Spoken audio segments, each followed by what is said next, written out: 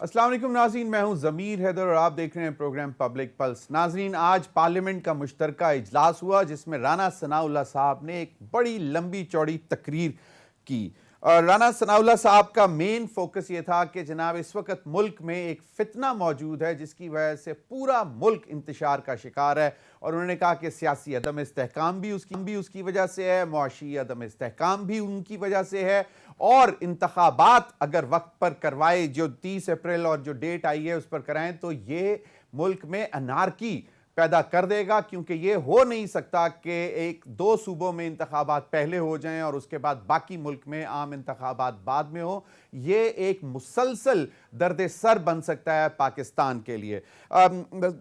लुबे लुबाब ये था कि जनाब इंतखाबात नहीं हो सकते पंजाब में और केपी में, ये जो जहां पे असम्बलियां तहलील हुई हुई हैं वहां पे इंतखाबात नहीं हो सकते। और इसमें उन्होंने बहुत ही मुदब्बराना उन्होंने तजवीज़ की कि इसमें क्या गलत है कि अगर हम कह रहे हैं कि पूरे मुल्क में एक रोज़ इंतखाबात हों। आम तासुर जो है वो ये, और दो ही तकरीरें हुई। खालिद मक्सी साहब ने कहा कि बाकी आप ये टेक्निकल रीज़न छोड़ें कि जी ये हो जाता है वो हो जाता है, आप बोलें कि आप नहीं करवाना चाहते, आप इंतखाबात से भाग रहे हैं। और लग भी ऐसा ही रहा है, क्योंकि ज़्यादातर जो सूरत हाल है, इमरान खान साहब का मुतालबा सिर्फ एक है कि इंतखाबात करवाए जाएं। अगर राना सनाउल्लाह साहब, PDM और जो इस वक्त मौजूदा हुकूमत है वो ये चाहती है कि एक दिन में इंतखाबात हों पूरे मुल्क में, आम इंतखाबात, तो फिर कौमी असम्बली और बाकी दो असम्बलियां तहलील कर दी जाएं और उसके बाद एक तारीख दे दी जाए आम इंतखाबात की। लेकिन उसके लिए फिर बहुत सारी रीजंस और उनके सामने आ जाती हैं। वो पहली कि जी दहशत गर्दी है, बहुत मुश्किल हालात हैं। फिर दूसरी कि जी मौशी सूरत हाल जो है ठीक नहीं है। फिर तीसरी रीज़न कि जी ये सेंसस चल रहा है, जो कि सेंसस के बाद जो डिलिमिटेशंस होनी है कॉन्स्टिट्यूएंसीज की, तो उसके बाद होगा। तो वो एक रीजंस और बहुत सारी हैं। इमरान खान साहब ने कल भी कह दिया था कि मैं तो ऑल पार्टीज कॉन्फ्रेंस के लिए तैयार हूं, लेकिन सिंगल पॉइंट एजेंडे पे आ जाएं कि इंतखाबात हमने करवाने हैं, कब करवाने हैं, उसका लाहे अमल क्या होगा। तो मैं मल्टी पार्टी कॉन्फ्रेंस में शामिल होने के लिए तैयार हूं, यानी कि वही ऑल पार्टीज कॉन्फ्रेंस। अभी तक उसका ऐसा जवाब नहीं आया, बल्कि आज इमरान खान साहब की तरफ से एक ऐसी स्टेटमेंट भी आ गई कि अब अगर मुझे गिरफ्तार करने आएंगे तो मेरे वर्कर्स या मेरे भी जितने भी लोग होंगे वो वहां पे रुकावट नहीं बनेंगे और मैं गिरफ्तारी दे दूंगा।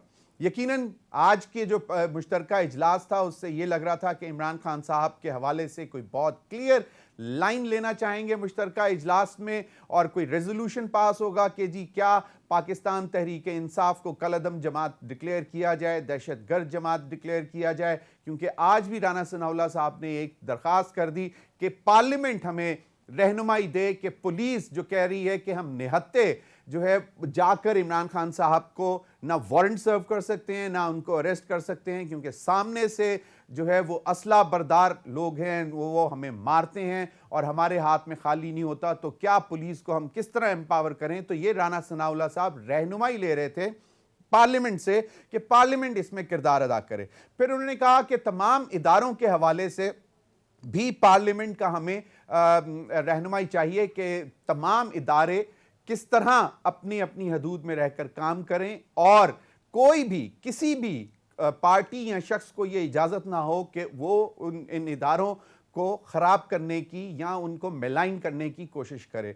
अदलिया के हवाले से भी बहुत सारे सवालात उठा दिए राना सनाउल्लाह साहब ने कि पहले तो कोशिश ये की गई, जो इमरान खान साहब ने भी कहा, कि PTI को और मिलिट्री इस्टेब्लिशमेंट को आपस में लड़ाने की कोशिश की जा रही है, और जिसमें जो पाकिस्तान से बाहर जलसे जुलूस हुए उस पर बाकायदा तौर पर यही इल्ज़ाम लगाया गया कि ये PTI स्पॉन्सर्ड है, जिसको इमरान खान साहब ने और PTI की लीडरशिप ने डिसोन किया। तो अब जो है वो तमाम तर जोर जो है वो अदलिया की तरफ लगाया जा रहा है PDM की तरफ से, और ये भी कहा जा रहा है कि आज भी ये लाडले हैं, इमरान खान साहब लाडले हैं अदालतों के, कि अपनी मर्जी से आते हैं, अपने टाइम से आते हैं, अदालत के अंदर नहीं जाते।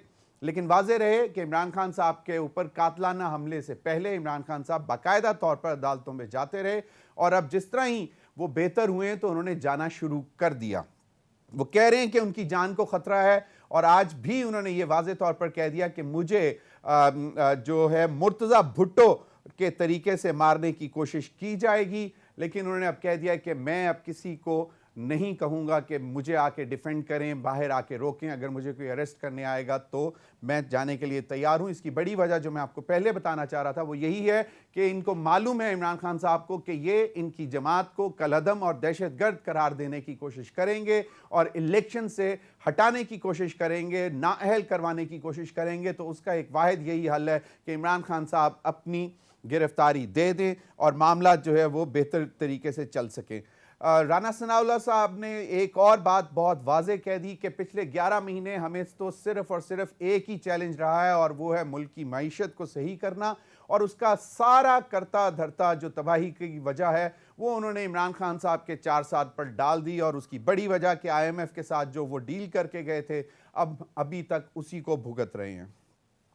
और नाज़रीन, ज़ल्मे खलील साहब की भी एक ट्वीट सामने आई है जिसको बहुत प्रोपेगेंडा जिसके मुतल्लिक किया जा रहा है और कहा जा रहा है कि देख लें इमरान खान साहब CIA के एजेंट हैं, क्योंकि ज़ल्मे खलील साहब ने यह कहा है कि इमरान खान साहब की पार्टी को हटाने की कोशिश की जा रही है।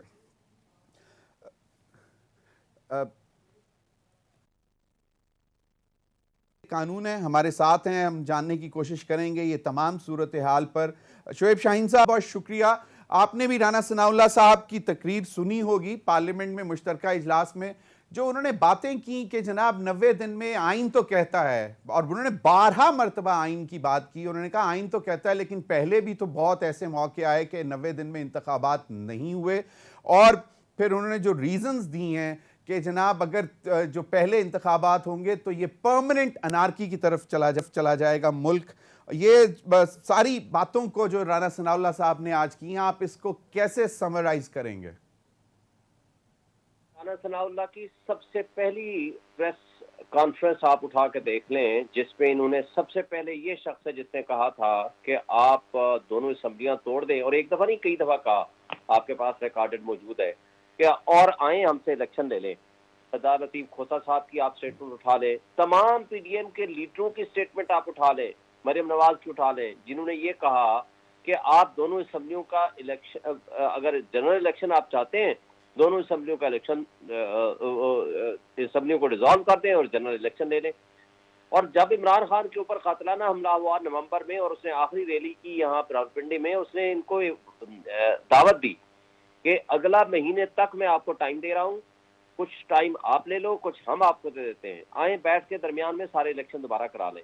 इन्होंने उसका मजाक उड़ाया, उन्होंने कहा भाग रहा है अब ये इलेक्शन से, इनको कहें अपनी असम्बलियां तोड़े, हम अपने मुतालबे से वापस हो गए हैं, हम झूठ बोला था, हमने गलत बयानी से काम दिया था, अब ये करें कि अपनी सूबाई असम्बलियों के इलेक्शन अगर चाहिए तो अपने असम्बलियां डिसॉल्व कर दें, ना अदम एतमाद करेंगे।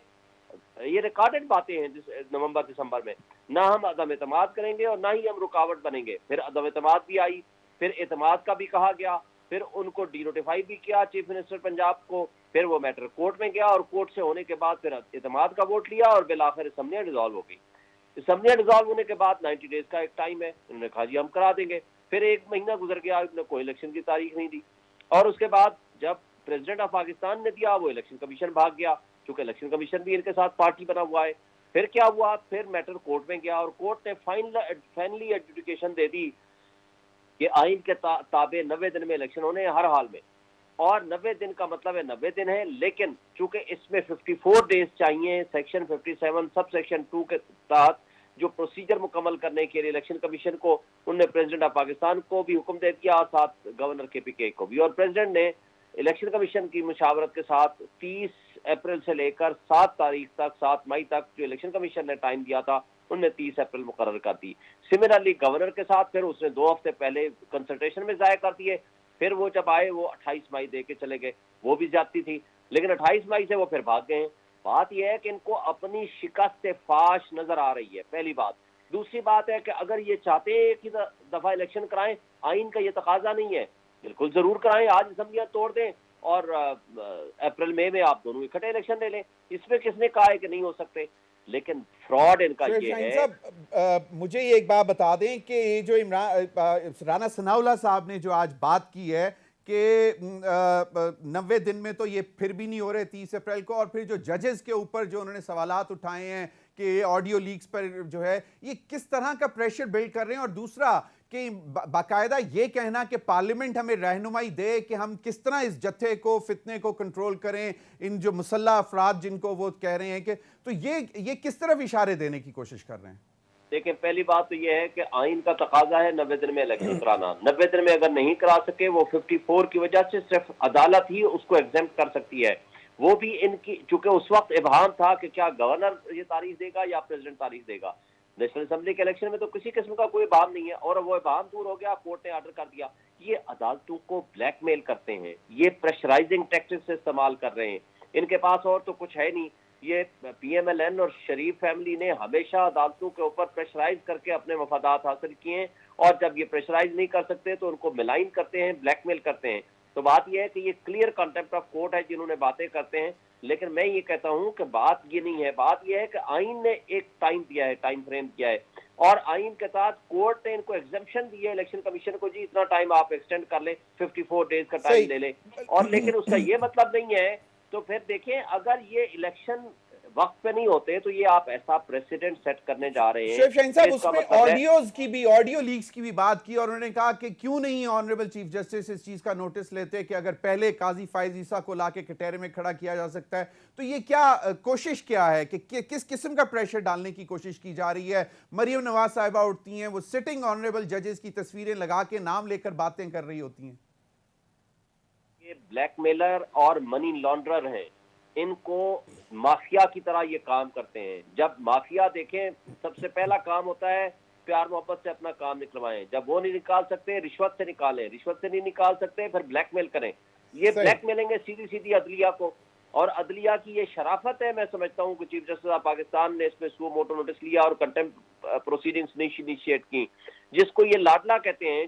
शोएब शाहीन साहब, आपके वक्त का नाज़रीन, अभी हम ब्रेक लेंगे, शॉर्ट ब्रेक के बाद आएंगे तो मुल्क की सूरत हाल का जायजा लेंगे। हमारे साथ मौजूद होंगे डॉक्टर फर्रुख सलीम और मुजम्मिल असलम साहब, और उनसे जानने की कोशिश करेंगे कि जो आज राना सनाउल्लाह साहब ने on the floor of the house statement दी है कि जो कुछ हो रहा है IMF की वजह से हो रहा है, और क्या मुल्क की मईशत में कोई बेहतरी नज़र आएगी आने वाले दिनों में अगर PDM और उनके अलाइड टाइम बाय करने की कोशिश कर रहे हैं इलेक्शन से पहले। ब्रेक के बाद वेलकम बैक नाज़रीन। राना सनाउल्लाह साहब ने जहां आज बहुत सारी बातें की और उन्होंने कहा कि हम पिछले 11 महीने में सिर्फ एक चीज से लड़ रहे हैं, और वो क्या है, ये जरा सुन लें। पौने 4 सालों में मुआशी तौर पे मुल्क का बेड़ा गर्क किया। एक ऐसा IMF के साथ मुआहदा किया जिस मुआहदे की शराइत को पूरा करते करते जनाब स्पीकर आज जहां पे महंगाई पहुंची है, जहां पे डॉलर पहुंचा है, और जो मुआशी सूरत हाल है, इसमें मौजूदा हुकूमत का इसके अलावा कोई एक अमल, कोई एक गलती, कोई एक कोताही कोई सामने रख दे कि जी आपने ये गलत किया है, तो हम सजावार हैं। मासवाए इसके कि IMF की शराइत के ऊपर अमल हो रहा है, मासवाए इसके कि IMF के साथ जो कॉन्फिडेंस अरोड हुआ, इन्होंने जाते जाते जो अमल किया, उस वजह से जो है वो IMF कह रहा है कि जी सारी शराइत पहले पूरी करें, उसके बाद जो है वो आपसे मुआहदा करें। जी नाज़रीन, मुजम्मिल असलम साहब साबिक हुकूमत के एडवाइज़र थे, फाइनेंस के इकोनॉमिस्ट हैं। बहुत बहुत शुक्रिया मुजम्मिल। डॉक्टर फर्रुख सलीम साहब, जानी पहचानी शख्सियत, माहिर मुआशियात हैं, बहुत बहुत शुक्रिया। डॉक्टर फर्रुख सलीम साहब, क्लेम राना सनाउल्लाह साहब का सही है?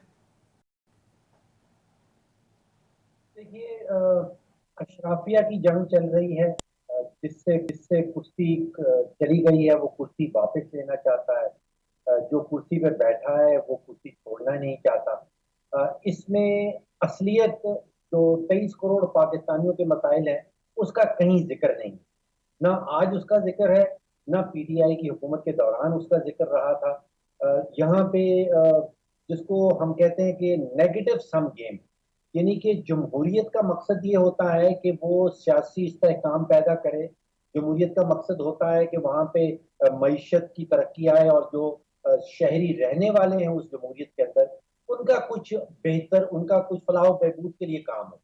तो यहाँ पे तो अब पिछले 5 साल की कहानी कुछ ऐसी है कि 6 तो फाइनेंस मिनिस्टर जो है वज़राए खजाना बदल चुके हैं। पिछले 2017 से कोई 5 तो वज़राए आज़म इस मुल्क में जो है वो बदले गए हैं।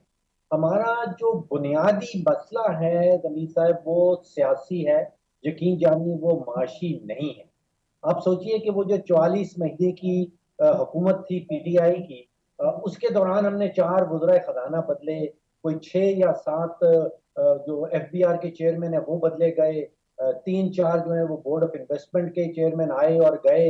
अगर इंतजामी हवाले से देखना है तो कोई 7 या 8 तो मेरे ख्याल है आईजी पंजाब जो हैं उन 44 महीनों के अंदर बदले गए हैं। तो यहाँ पे मईशत के ऊपर कोई फोकस नहीं है। यहाँ पे जंग जो है वो कुर्सी की है और वो अशराफिया की जंग है, और 23 करोड़ के जो अवाम के जो मसाइल हैं वो कहीं सामने नहीं आते। वो कहीं सामने। मुजम्मिल असलम, मुजम्मिल, लगता तो ऐसे है कि ये बहुत सारी बातें की आपने, वो सारी सुनी होंगी, लेकिन उसमें एक पॉइंट जो हमने आपको सुनवाया वो माशियात से, माशी सूरत हाल से रिलेट कर रहा है। मक्सी साहब जो कि वहाँ पे मौजूद थे, खालिद मक्सी साहब, दो ही तकरीबन, उन्होंने कहा कि ये जो भी आपने रीजंस दिए, टेक्निकल रीजंस, ये स्वाय एक है कि आप इंतखाबात से भाग रहे हैं, इसके अलावा और कुछ नहीं है। आपको क्या लगता है कि ये 11 महीने में वो कहते हैं कि हमें कोई 2 चीज़ें बता दें जो हमने गलत की हों तो हम जिम्मेवार हैं? देखिए, सबसे पहले तो मैं कोशिश कर रहा था कि डॉक्टर साहब से सुनूं जो आपने सवाल किया था उसका जवाब। डॉक्टर साहब ने उसका जवाब नहीं दिया क्योंकि डॉक्टर साहब थोड़ा सा पीडीएम की तरफ तनकीद करते हुए हाथ हौला रखते हैं। तो अभी 11 महीने भी गुजर गए तो इनको वही जो है ना पीटीआई का रोना पीटना अभी तक याद है, और इनके बारे में तो इनके मुंह से अल्फाज भी नहीं निकलते, सिर्फ अशराफिया बोल के निकल गए। ये जो 11 महीने में जो बेड़ा गर्क किया है इन्होंने मुल्क, हमें कहते थे कि रुपया उस वक्त 180 रुपए में महंगा है, ठीक है, और फिर डार साहब आगे कहने लगे कि मैं 200 रुपए में रुपया कर दूंगा। तो हमने क्या गुनाह किया था 180 रुपए में? और फिर उसके बाद इन्होंने किया। फिर ये सारे बात करते हैं आईएमएफ की। अब राना सनाउल्लाह, जिसको एबीसी नहीं पता मईशत का, वो जो है इस पीडीएम का जो है ना माफी तर्जुमान बना हुआ है आजकल। इसाक डार साहब बिल के अंदर घुसे में अपने, ठीक है ना, नए नए दावे करके। हमारा जो आईएमएफ का प्रोग्राम था वो सितंबर 2022 को खत्म हो चुका था। ये मिफ्ता इस्माइल साहब की ख्वाहिश पे और पीडीएम की ख्वाहिश पे इन्होंने उस प्रोग्राम को 9 महीने बढ़ाया, और मिफ्ता इस्माइल ने 4 महीने लगाकर उस पर नेगोशिएट किया। बजट जो 2022 का था, उस बजट की बेसिस पे आईएमएफ के साथ अहदाफ डिसाइड हुए। फिर वहां से जब मिफ्ता प्रोग्राम निकाल के लाया तो इसाक डार ने कब्जा किया उस पर आके, और उसने कहा कि चलो जी अब प्रोग्राम आ गया, लेफ्ट राइट से नोटों की बहारें आएंगी, मिठाइयाँ खाई, मिठाइयाँ बांटी, हमें गालियां दी, ये किया वो किया। हमने कहा चलो जी हम बुरे थे, ये बड़े अच्छे लोग हैं, मईशत तो चला के दिखाए ना हमें। उसके बाद इसाक डार को भी आए हुए आज 6 महीने हो गए। जो मिफ्ता ने टारगेट डिसाइड किए उस पर इसाक डार ने अमल नहीं किया। फिर उसके बाद इसाक डार ने कभी लेफ्ट बोला, कभी झूठ बोल के, कभी रुपए की कदर को रोका जानबूझ के, आईएमएफ को कुछ और बोलते रहे, ट्रस्ट डेफिसिट खुद क्रिएट किया। ये राना सनाउल्लाह को क्या पता? मुझे ये बता दे कि 11 महीने में कोई अच्छा काम क्या किया हुकूमत ने। चाहे आप डॉक्टर साहब जो है इतने जबरदस्त खूबसूरत चार्ट्स बनाते थे, नेपाल का, श्रीलंका का, इंडिया का, पाकिस्तान की 12% महंगाई, इंडिया में 7% महंगाई, देखो जी कितनी बुरी, आज 45% महंगाई है। डॉक्टर साहब को महंगाई याद ही नहीं है, भूल गए। उस वक्त कहते थे गरीब आदमी के लिए एक आटा होता है, एक बिजली होती है, आटा 55 रुपए का डॉक्टर साहब को चुपता था, आज 150 रुपए में खुश होते हैं माशाल्लाह सारे। तो महंगाई देख लें, बेरोजगारी देख लें, बेरोजगारी के अपने अपने चार्ट बना के लाते थे। फिर शरह नमू के चार्ट बनाते थे 2020 के, 6% ग्रोथ खा गए, निकल गए। फिर उसके बाद जरे मुबादला कैसे खाए। ये तमाम चीजें राना सनाउल्लाह से पूछे, भाई साहब कोई एक काम तो बता दो जो तुमने तो पीटीआई के इशारे से बेहतर कर दिया है। अगर राना सनाउल्लाह नहीं तो वो डॉक्टर साहब से पूछ ले, क्या पता वो तारीफ तो कर ही देंगे, उनकी बुराई नहीं कर पा रहे। मुजम्मिल, एक चीज, आईएमएफ ने फिर दोबारा एक मुतालबा कर दिया है कि शरह सूद में 4% 4 बेसिस पॉइंट्स मजीद इजाफा किया जाए। सस्ते पेट्रोल के ऊपर भी कंसर्न्स आईएमएफ के सामने आ चुके हुए हैं, और माहिदे की तरफ अभी तक कोई हमें नजर नहीं आ रही कि बढ़ते हुए हम किस तरह जाएंगे। डॉक्टर साहब के ऊपर जो आपने चीजें उठाई हैं उनका वो जवाब देंगे। जरा इसका मुझे दे दें कि are we serious in getting IMF program, और हम ये जानबूझकर लिंगर ऑन कर रहे हैं ताकि मुआशी अदम इस्तेहकाम रहे एंड वी अवॉइड इलेक्शंस? मैंने सिर्फ डॉक्टर साहब से ये गिला किया है कि डॉक्टर साहब पीडीएम पे हाथ हौला रखते हैं। डॉक्टर साहब की जो है ना याददाश्त सारी की सारी पीटीआई के 44 महीने पे चली जाती है। 11 महीने इन्होंने जिंदगी से माइनस किए हुए ऐसे लगते हैं। बाकी मेरे से कोई, मैं उन जो हमारे बारे में बात करते थे, डाटा बेस करते थे, फैक्ट बेस करते थे, कभी गलत बात नहीं की इन्होंने, लेकिन वो फैक्ट्स को दोहराते नहीं है। दूसरी बात ये कि जो 400 बेसिस पॉइंट इंटरेस्ट रेट तारीख की जो है ना, 75 साल के सारे रिकॉर्ड माशाल्लाह इन्होंने बनाए। इस साल तो आप देखिएगा ये जो ग्रोथ के नंबर ये जो सारे 2-2% कर रहे हैं ना, ग्रोथ भी -4% है। 75 साल की सबसे हाई महंगाई, 75 साल की सबसे हाई शरह सूद, 75 साल का सबसे बड़ा करंट अकाउंट फिस्कल डेफिसिट। इसके अलावा आप रुपए में एक साल में 100 रुपए मतलब 55% रुपए की कदर एक साल में उड़ा दी। अब जो IMF कह रहा है कि शरह सूद 2% बढ़ा दे, 4% बढ़ा दे, इररेलेवेंट है। आप 22% तक, 21% तक का सफर कर लिया, आप 23 कर ले ज्यादा। जून के बाद वैसे ही बेस इफेक्ट आएगा, इन्फ्लेशन नीचे आ जाएगी। इनको पता ही नहीं है ना कि किस तरीके से बात करनी है, इकोनॉमी कैसे चलती है, ग्राउंड रियलिटी क्या है। मैं चाहूंगा कि डॉक्टर फर्रुख सलीम साहब से जरा जानने की कोशिश करूं। डॉक्टर फर्रुख सलीम साहब, ये तो चार्ट्स, पाइज वगैरह हम भी देखते रहे और आपको बुला के आपके प्रोग्राम के चार्ट्स और पाइज दिखाते होते थे, और आप उस वक्त और आज भी आप बात बड़ी जेन्युइन कर रहे हैं कि जंग इशराफिया की है, नो डाउट अबाउट दैट। लेकिन सिंपल सा क्वेश्चन ये है कि ये तमाम चीजें जो की जा रही हैं, ये this is to avoid elections. Are you convinced और नॉट? बात तो ये है कि जमील साहब जो हैं वो एक पार्टी के प्रोपेगेंडिस्ट, उनका काम है प्रोपेगेंडा करना एक पार्टी की फेवर में। मेरे जातियात के ऊपर आ जाते हैं, मैं कभी जातियात पे जाने की कोशिश नहीं करता हूँ। शुरुआत हमेशा से यही करते हैं जब भी मैं इनके साथ प्रोग्राम में आता हूँ। इनको याद दहानी ये करानी है कि मैं पिछले 25 साल से हफ्तावार कॉलम लिख रहा हूँ, और पिछले 25 से कई हुकूमतें आई और कई हुकूमतें गईं। मैंने जिसको अच्छा समझा उसकी तारीफ की, और जिस हुकूमत में मैंने कोई कमजोरी देखी मैंने उसकी तनकीद की। ये तो भी नए नए आए हैं और ये सिर्फ एक पार्टी की तरफ से प्रोपेगेंडा करते हैं, तो ये मुनासिब नहीं है कि मुझे इस किस्म की जातियात के अंदर मुदम्मिल साहब जो है वो इन्वॉल्व करें। मैं दो हकायक उन्होंने आपकी तारीफ की है, उन्होंने कहा कि जब भी आपने जो भी उनकी हुकूमत के दौरान करते रहे हैं, डेटा बेस्ड, फैक्ट बेस्ड करते रहे हैं। जमीर साहब, अप्रैल 2022 जब PDM की हुकूमत आई थी, उस वक्त दो हकायक अगर आप सामने रखें तो पाकिस्तान की तारीख का सबसे बड़ा बजट का खसारा उनके विरसे में आया था, कोई 5-5.5 हजार अरब।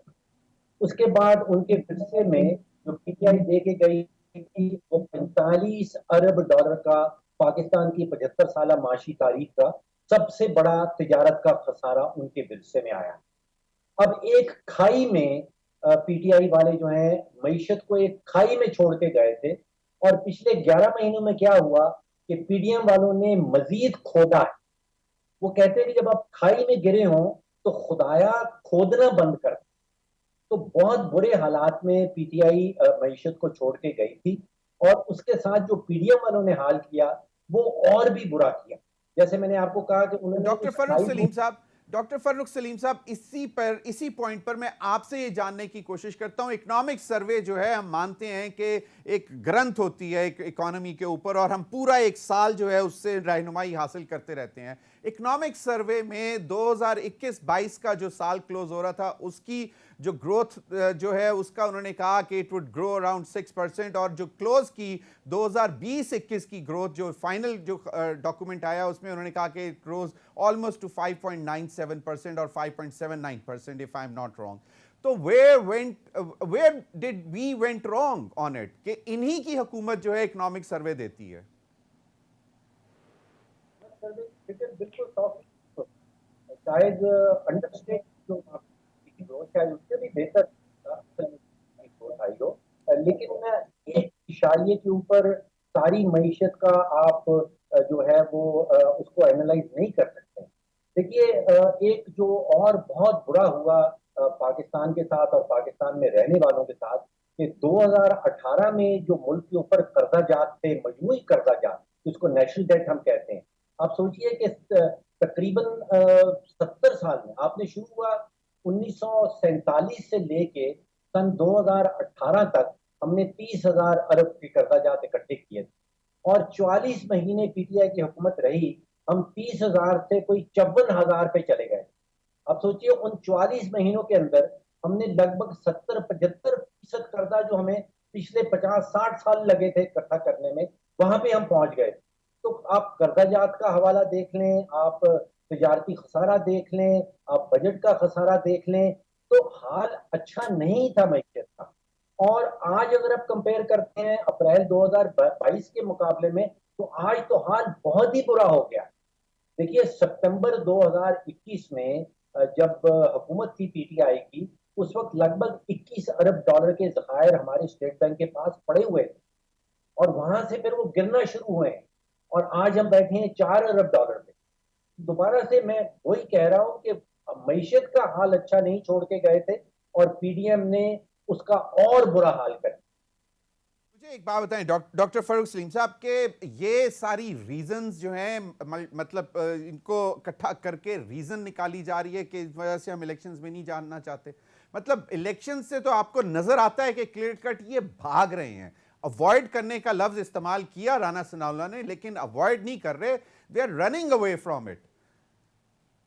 देखिए 3 पहलू हैं इलेक्शन के हवाले से। एक पहलू आपने सियासी बताया, और महसूस ये हो रहा है कि शायद पीटीएम इलेक्शन से भागना चाह रही है। फिर एक आईनी पहलू है जिसमें वो कहा गया है कि 90 दिन के अंदर इलेक्शन जो है वो करवाने पड़ेंगे। एक इसका माशी पहलू। देखिए इस वक्त मुल्क के जो सबसे बड़े 2 प्रॉब्लम हैं, वो 23 करोड़ अवाम के हवाले से महंगाई का इशू है। कहीं 45% पे हमारा स्टैंडर्ड जो सेंसिटिव प्राइस इंडेक्स है वो पहुंच गया है 45%। और खजाना, जैसे मैंने आपको कहा कि उसके बाद 4 अरब डॉलर पड़े हैं। अब मैं सोच रहा हूं कि क्या इलेक्शन जो है वो हमारे माशी प्रॉब्लम्स का हल है? आज हम इलेक्शन करवा देते हैं, क्या खुद ब खुद हमारे जो ज़खायर हैं वो 4 अरब डॉलर से वापस कहीं 21 बिलियन डॉलर पे पहुंच जाएंगे? क्या जो महंगाई की शरह है 45% पे चल रही, इलेक्शन के बाद क्या वो वापस 5-10% पे आ जाएगी? तो मुझे नजर ये आ रहा है कि इलेक्शंस के अंदर हमारे माशी प्रॉब्लम्स का कोई हल नहीं। की प्रॉब्लम्स का आपको हल नहीं नजर। मुजम्मिल मुझे ब्रेक की तरफ जाना है, लेकिन क्योंकि डॉक्टर फरूख सलीम साहब ने हमसे कहा था कि वो ज्यादा टाइम नहीं दे सकेंगे, तो उनके होते हुए मैं चाहूंगा कि जो रीजंस दे रहे हैं कि क्या अगर इलेक्शंस हो जाते हैं तो क्या सियासी इस्तेहकाम आ जाएगा और क्या माशी इस्तेहकाम आ जाएगा, जिस तरह उन्होंने कहा कि फॉरेन एक्सचेंज रिजर्व 4 अरब डॉलर से बढ़कर 21 अरब डॉलर चले जाएंगे। देखिए डॉक्टर साहब की ना, मैं अब डॉक्टर साहब समझते हैं कि मैं उन पर जातियात पे आ रहा हूँ। जातियात वो होती है कि इंसान किसी के बारे में कोई बात करे ना, कोई उनकी के ये तो माशी डिबेट है। अब डॉक्टर साहब ने जून में जब आईएमएफ प्रोग्राम हो रहा था तो इनकी ट्वीट्स उठाए। अब इन्होंने कहा था कि the worst is behind us, अब पाकिस्तान तरक्की करेगा, पाकिस्तान में जो है महंगाई भी कम होगी, रिजर्व भी बढ़ेंगे। इनके जून में भी ट्वीट्स हैं, जुलाई में भी ट्वीट्स हैं। फिर जब अगस्त में हो गया फिर इन्होंने किया, फिर डार साहब आए, फिर इन्होंने एक पॉजिटिविटी दी। अच्छी बात है पॉजिटिव होना। तो डॉक्टर साहब का उस वक्त यकीन था कि पाकिस्तान की मईशत बेहतर होगी, वो रिवर्स हो गई। अब डॉक्टर साहब समझ रहे हैं कि ये हमेशा यही रहेगी और इसके लिए इलेक्शन ना कराएं तो फिर मैं बड़ी कता कलामी होगी डॉक्टर साहब को मैं के सामने कि डॉक्टर साहब फिर गलत है। अगर हम राइट अपना किबला कर लें, पॉलिसी हमारे एक्शन सही हो जाए। इनके पॉलिसी एक्शन, एक तो इनके इकोनॉमिक प्लान ही नहीं है ना। डॉक्टर साहब बता दें क्या इकोनॉमिक प्लान लेकर आए थे, ये तो नहीं बता सके। शायद डॉक्टर साहब को पता हो क्योंकि ये तो लिखते भी बहुत हैं अखबार में, तो शायद जानते हो, उनसे बातचीत भी करते हो एज अ सहाफी के तौर पे। एक तो इकोनॉमिक प्लान नहीं है इनके पास, दूसरा इनका किबला, इनका पॉलिसी एक्शन ही नहीं। इन्होंने कितने गलत फैसले किए, इम्पोर्ट पे पाबंदियां लगाकर। तो आज अभी पता है मैं कल एक डाटा रिलीज करूंगा। 30 मार्च 2022 को जो आलमी मार्केट में कीमतें थी ना, उससे जो है ना आज की तारीख में, मैं तेल की बात नहीं कर रहा, हर चीज की बात कर रहा हूं, 20 से 50% नीचे है। और पाकिस्तान में 45% महंगाई है। तो इससे अंदाजा लगा लेंगे कैसी बदबख्ती की है इन्होंने मईशत के साथ।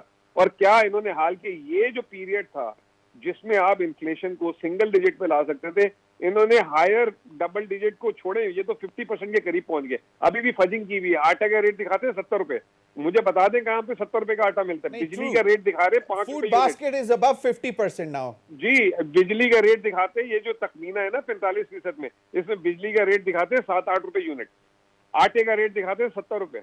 तो ये तो 50% क्या 60-70% महंगाई है। और आलमी मार्केट में 20 से 50% हर चीज का रेट डाउन है। तो इससे अंदाजा बट माय पॉइंट इज कि यू आर कन्विंस्ड कि आज इलेक्शन हो जाए तो एटलीस्ट चीजें would start moving towards better, क्योंकि डॉक्टर साहब का ख्याल है कि नहीं कोई जादू की जड़ी नहीं होगी। आनी चाहिए ना, फॉरेन फ्लोज ही रुक गए ना, 50-55% आपने रुपए को गिरा दिया, आपकी रेमिटेंसेस नेगेटिव है, ठीक है, 11% आपकी एक्सपोर्ट डाउन है, आपके मुल्क में डॉलर इन्फ्लो ही नहीं है। ये बताएं ना जरा सा डॉक्टर साहब, मैं चाहता हूँ कि खुद बताएं कि जब पीटीआई आई थी रेमिटेंस कितनी थी और छोड़ के कितने में गई, एक्सपोर्ट कितनी थी छोड़ के कितने में गई, ये बातें तो बता नहीं रहे। कर्ज की बात बताते हैं, पीटीआई आया था 25,000 कर्ज था, मैं पब्लिक डेट की बात कर रहा हूँ, 44,000 में छोड़ के गए, इन्होंने 11 महीने में आपको पता है 13,000 अरब रुपए ऐड कर दिए, पीटीआई ने 42-44 महीने में 18,000 अरब ऐड किया था। क्या बातें करते हैं।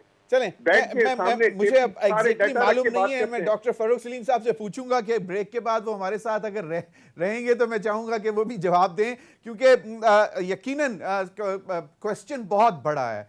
मुल्क की माशी सूरत हाल जो है यकीनन उस पर बहुत सारे सवालात हैं, और तमाम हमारे दोस्त ममालिक जो हैं, सऊदी अरब भी और दीगर ममालिक भी, वो कह रहे हैं कि पहले आप अपने गिरेबान के अंदर झांकें, अपने रिफॉर्म्स करें, उसके बाद हमारे पास आएँ तो फिर हम सोचेंगे।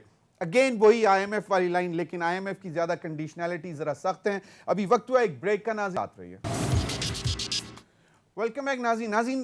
ब्रेक में हमें स्टूडियो में ज्वाइन किया आदिल भट्टी साहब ने। ये बिजनेसमैन हैं और हम चाहते थे कि जो इस वक्त माशी सूरत हाल है उसका एक जो जाहिरी बात है डायरेक्टली इफेक्ट हो रहा है बिजनेसमैन, उनका भी हम पॉइंट ऑफ व्यू लेंगे। एंड आई एम ग्रेटफुल कि डॉक्टर फर्रुख सलीम साहब ने मज़ीद टाइम दे दिया हमें, और मुजम्मिल असलम तो हमारे साथ हैं ही हैं। आदिल भट्टी साहब, बहस हो रही थी कि इलेक्शंस जो हैं वही आंसर है कि माशी इस्तेहकाम के लिए। आप इत्तफाक करते हैं इस बात पर? जी बिल्कुल इत्तफाक करते हैं जी। बेसिकली तो ये है ना कि जो कन्फ्यूजन है हमेशा वही प्रॉब्लम हमारे पाकिस्तान के लिए रही है हमारे, और इलेक्शन जब अनाउंस हो जाएंगे एक दफ़ा तो डेफिनेटली स्टेबिलिटी आएगी। लेकिन सर थोड़ा सा मैं रवायती अंदाज से हट के अगर बात करना चाहूँ कि हमारे इश्यूज़ जो हैं उसको जब हम एड्रेस करना चाहते हैं तो देखा यह गया है कि जब हम आज से 30 साल पहले देखें या 35 साल पहले देखें तो हमें यह बताया जाता था कि हमारा जो बुनियादी मसला है वो कश्मीर है, तो कश्मीर के हवाले से अब पूरी कौम को कश्मीर के पीछे लगाया गया। फिर कुछ टाइम गुजरा तो हमें बताया गया कि शायद हमारा सबसे बड़ा मसला पानी है। फिर पानी के ऊपर जो है पूरी कौम लगी कि जी डैम बने, पानी साफ़ पीने का नहीं है, ये वो मसाइल चलते रहे। फिर हमें बताया गया कि नहीं, हालात मतलब दहशतगर्दी का हमारा सबसे बड़ा मसला दहशतगर्दी है। इस वक्त हमें यह बताया जा रहा है कि हमारा सबसे बड़ा मसला जो है मुइशत है। अगर आप किसी भी आम आदमी से पूछें, जाके बात करें, तो वो हर आदमी ये कहेगा कि हमारा इस वक्त सबसे बड़ा मसला जो है मुइशत है। तो सर मेरा सिर्फ कंसर्न ये है कि आया क्यों हम हमेशा अपने प्रेजेंट को देख के और अपना फ़ैसला साजी करते हैं, और पॉलिसी मेकिंग में हम क्यों इन चीज़ों को देखते हैं, हम दूर क्यों नहीं देखते हमेशा। ठीक है, अभी अगर मतलब ये गवर्नमेंट भी आई है तो इसके पास भी सिर्फ एक ही एजेंडा है कि वो इलेक्शन कितना आगे लेके जा सकते हैं, क्या कर सकते हैं। तो पॉलिसी मेकिंग के लिए इनके पास क्या सोच मौजूद है।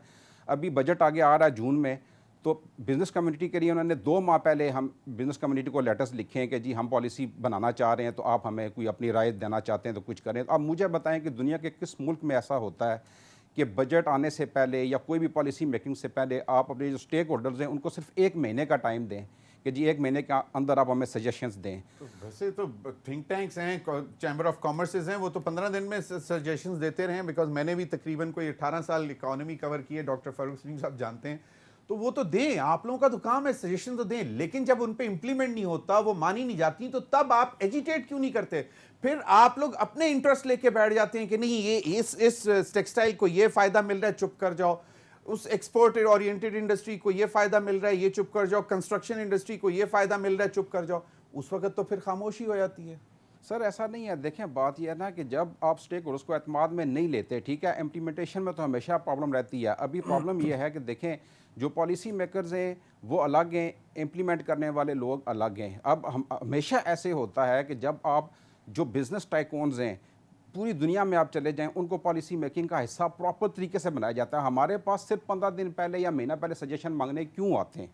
ठीक है, पॉलिसीज़ में तसलसल इसी वजह से नहीं आता कि जब तक आप अपने लोगों को टाइम नहीं देंगे, उनको साथ अपने बिठाएंगे नहीं, उनको साथ शामिल नहीं करेंगे, सर ये हमेशा ट्रस्ट डेफिसिट मौजूद रहेगा। Just as we speak now, आपकी आज सजेशन क्या होगी इसहाक डार साहब को कि जनाब ये कर लें तो चीज़ें बेहतर हो जाएंगी? फिर मैं चाहूँगा कि डॉक्टर फर्रुख सलीम और मुजम्मिल असलम से भी जवाब। सर देखें, हम मेरी सिर्फ एक ही बात है कि हमें जो है वो शॉर्ट टर्म मेजर्स के बजाय इस हुकूमत की जो अपनी कंपल्शन हैं, जो अपनी मजबूरियाँ हैं, उनको हम सामने रख के बात नहीं करेंगे। हम जनरल हमेशा बिज़नेस कम्युनिटी सोचती है, लॉन्ग टर्म का सोचती है। हम ये सोच रहे हैं कि मुल्क के देखें, अभी सिर्फ इस जो लास्ट 2 मंथ्स हैं, इस लास्ट 2 मंथ के अंदर जो है यूएई के अंदर सिर्फ कंस्ट्रक्शन इंडस्ट्री के अंदर 1000 यूनिट जो हैं वो सेल हुए हैं, जिनकी वैल्यू जो है वो 1 अरब रुपए पाकिस्तानी रुपीस में थी। ठीक है, तो पाकिस्तान में जब भी कभी इन्वेस्टमेंट, फॉरेन इन्वेस्टमेंट का लाया जाता है, construction industry one industry that involves at least 52 allied industries, जिसकी वजह से मईशत का पहिया चल पड़ता है। यही आपका पॉइंट है, एंड आई अंडरस्टैंड। लेकिन डॉक्टर साहब, एक खबर मैं भूल गया डिस्कस करना कि वो इलेक्शन कमीशन ने कहा कि जी 30 अप्रैल को इंतखाबात नहीं हो सकते तो 8 अक्टूबर को होंगे। तो इसका मतलब है कि इंतशार ही इंतशार है। तो फिर अब आगे बता दें डॉक्टर फारूक सलीम साहब कि अब क्या करेगी अवाम, किधर जाएगी? आटा लेने जाती है तो जान से जाते हैं, महंगाई जो है वो वैसे ही मार रही है। बताएं डॉक्टर साहब। समीर साहब, मेरी एक रिक्वेस्ट है आपसे कि मुजम्मिल साहब के जवाब के लिए या जवाबात के लिए आपको जो प्रोपेगेंडिस्ट हो दूसरी पार्टी का, जो पीडीएम का हो या जो पीएमएलएन का उनके तर्जमानी करता हो उनकी तरफ से, उसको बुलाना चाहिए। मैं इनके सवालात का जवाब नहीं दे सकता हूं। ट्रीट डॉक्टर साहब एज एन इंडिपेंडेंट इकोनॉमिस्ट। सवाल आपने किया था कि हुकूमत को क्या करना होगा। सर जी, मतलब अब इतलात ये आ रही हैं कि इलेक्शन कमीशन ऑफ पाकिस्तान कहता है जी 30 अप्रैल को इंतखाबात नहीं हो सकते, 8 अक्टूबर को होंगे। वैसे वो तो जल्जले वाला दिन नहीं था, अल्लाह रहम करे, 2005 में। देखिए जमीर साहब, मैं कह रहा था कि हमारा बुनियादी मसला जो है वो सीरियसली सियासत है, वो मईशत नहीं है। सियासी बुनियादों के ऊपर जो फैसले किए जाते हैं, उनका जो मुआशी नुकसान हमें पहुंचता है, उसको हमने किसी तरह दूर रखना है। आप देखिए, पिछले 1 साल के अंदर मैं 3 फैसले आपके सामने रखता हूँ। पहला फैसला था फरवरी की 28 तारीख सन 2022, जो हमारे साबिक वजीर आजम साहब हैं, उन्होंने टेलीविजन पे आके ऐलान कर दिया कि वो सब्सिडी दे रहे हैं पेट्रोल और डीजल के ऊपर। मुझे याद है फरवरी के महीने में हमारे खजाने में 16 अरब डॉलर पड़े थे। उस फैसले के नतीजे में कोई 4 अरब डॉलर का नुकसान हुआ सिर्फ 1 महीने के अंदर। सियासी फैसला था, माशी उसका हमने खमियाजा हमें भुगतना पड़ा। अक्टूबर की अगर डिसीजंस आएंगे डॉक्टर साहब, तो ये तो अब मतलब अनारकी मजीद इंतशार की तरफ जा रहे हैं ना। मतलब 8 अक्टूबर शायद हो सकता है कि जनरल इलेक्शंस की डेट हो, प्रोबेबली पूरे मुल्क में हो, 18 अगस्त को हुकूमत खत्म हो जाएगी। देखिए, मैं आपसे यही अर्ज कर रहा था कि फिर अक्टूबर में पीटीएम की हुकूमत ने एक फैसला किया कि मसनूई तौर से रुपए को सपोर्ट किया जाएगा। वो भी सियासी फैसला था, उसका हमें कितना माशी नुकसान उठाना पड़ा। और अभी जो फैसला 1-2 दिन पहले से हम सुन रहे हैं कि क्रॉस सब्सिडी की जाएगी और पेट्रोल वालों को, छोटी गाड़ी वालों को सब्सिडी दी जाएगी, ये भी सियासी फैसला है और यकीन जानिए इसका हमें माशी नुकसान उठाना पड़ेगा। अच्छा, इसका भी माशी नुकसान उठाना पड़ेगा। मुजम्मिल असलम साहब की तरफ जाना चाहूंगा। मुजम्मिल असलम साहब, अगर 8 अक्टूबर, मतलब मुझे जो याद पड़ता है 2005 में 8 अक्टूबर को खौफनाक जल्जला आया था पाकिस्तान में, अल्लाह हमें उससे बचाए रखे। अब अगर इलेक्शन कमीशन कहता है कि जी 30 अप्रैल को इंतखाबात नहीं हो सकते, पंजाब में 8 अक्टूबर को होंगे, तो प्रोबेबली आई कैन इमेजिन कि शायद जो है आम इंतखाबात पूरे मुल्क में होंगे। आपको क्या लगता है 8 अक्टूबर तक क्या ये मौजूदा हुकूमत माशी इंडिकेटर्स बेहतर कर सकेगी, आम आदमी के लिए कोई बेहतरी ला सकेंगे, या फिर ये मजीद इंतशार एनार्की की तरफ जाएंगे हम? मुजम्मिल, 11 महीने का नतीजा आपके सामने है। 3 महीने में ये क्या मतलब कर सकते हैं, वो तो आप खुद अंदाजा लगा लें। तो मैं तो यही इनको मशवरा दूंगा कि जितने दिन ये गुजारेंगे उतनी जो है ना, जैसे कहते हैं ना, पाकिस्तान के लिए डॉक्टर साहब ने बिल्कुल सही बात बोली कि ये जो है खुदाई कर रहे हैं, तो उतना बेड़ा गर्क होगा पाकिस्तान का। और दूसरी बात ये कि इस पे मैं बोलूंगा कि IMF बोल रहा हूँ मैं, इलेक्शन कमीशन जो है जो ये 8 अक्टूबर की तारीख दे रहा है, वो जाके सुप्रीम कोर्ट को समझा ले। अगर सुप्रीम कोर्ट समझ जाता तो ठीक है, वरना तो फिर तैयारी पकड़े सारे आर्टिकल 6 की, जो इसके पीछे। आर्टिकल 6 की तैयारी पकड़े या मजीद इंतशार, अनारकी? खान साहब वुड नेवर डाइजेस्ट दिस। इंतशार देखें, इंतशार तो होना ही है ना। जब सुप्रीम कोर्ट ने अगर इंडोर्स नहीं किया तो फिर क्या होगा? आप क्या समझ रहे हैं कि कोई फूलों की पत्तियां फेंकी जाएंगी? तो जो फेडरल मिनिस्टर्स हैं, फेडरल मिनिस्टर्स कहते हैं कि यार कोई पहले भी आइन की खिलाफवर्जी होती रही है, कोई मसला नहीं है। वो ठीक है ना, जाके सुप्रीम कोर्ट को समझा लें तो बात खत्म हो जाएगी। फिर देखते हैं, और फिर उसके बाद अभी भी बता दें रोड मैप के ये 3 महीने में, अगस्त से आगे तो जा ही नहीं सकते ना। नहीं तो क्या बेहतर नहीं होता? क्या वैसे पैदा कर देंगे 3 महीने में, वो भी बता दें। मुजम्मिल ये क्या बात, सही मुजम्मिल ये बेहतर ना होता कि जिस तरह खान साहब ने कहा है कि यार एपीसी बुला लेते और ये लाहेअमल तय कर लेते, हो सकता है खान साहब भी मान जाते कि यार चलो जनरल इलेक्शंस की बात करनी है तो अगस्त में कर लेते हैं, जुलाई में कर लेते हैं, ये अक्टूबर, मतलब कुछ ले दे के मामला बेहतर हो जाते और जरा जो अदम इस्तेहकाम है, जो इंतशार की सियासत है, वो खत्म हो जाती। सर बात ये है कि ये जो है 18वीं तरमीम करने वाले जो है ना, इन्होंने आज 18वीं तरमीम को दफना दिया है।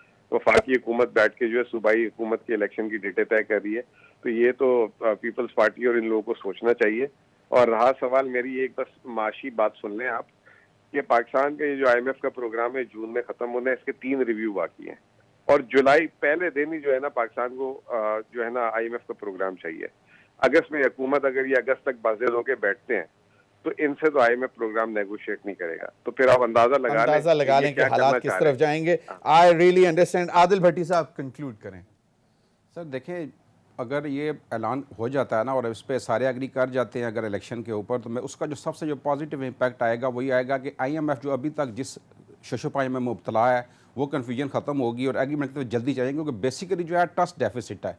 अगर ये ऐलान हो जाता है, जिस भी खान साहब ने मान जाते हैं, और अगर सब मान जाते हैं तो यकीनी तौर पे एक बड़ा ब्रेक थ्रू आएगा। हम ये कहते हैं कि सारा पाकिस्तान कहता है कि जी खान साहब जो हैं वो बहुत दयानतदार हैं, ईमानदार हैं। अब हम सिर्फ चाहते हैं कि वो समझदार भी हो जाएं और ऐसा फैसला कोई कर जाएं कि जो मुल्क के लिए बेहतर हो जाए। मुल्क के लिए बेहतर हो। बहुत बहुत शुक्रिया आदिल भट्टी, फर्रुख सलीम, मुजम्मिल असलम। नाज़रीन अब तक के लिए इतना ही, इजाज़त दीजिए। अल्लाह हाफ़िज़।